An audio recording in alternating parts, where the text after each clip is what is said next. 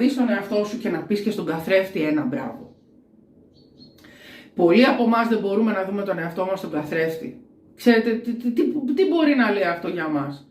Τι μπορεί να λέει αυτό για μας? Ότι δεν μπορούμε να δούμε τον εαυτό μας στον καθρέφτη.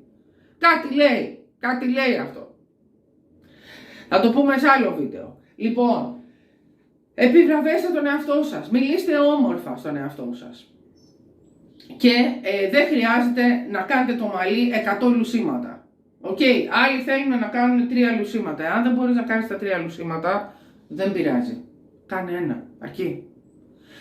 Κάνε ένα. Αυτή η μάχη μπορεί να είναι μια σύντομη μάχη σήμερα. Κάποια άλλη μέρα θα την κάνεις λίγο παραπάνω. Δεν πειράζει. Χτίζουμε συνήθειες. Μικρές, δυνατές συνήθειες. Αυτό είναι. Χτίζουμε μικρές, δυνατές συνήθειες. Γιατί είσαι σαν ένα μικρό παιδί που χρειάζεται να ξαναπάρει κουράγιο και να ενθαρρυνθεί. Εντάξει. Αυτά. Σας φιλώ. Θα με δείτε στο επόμενο βίντεο.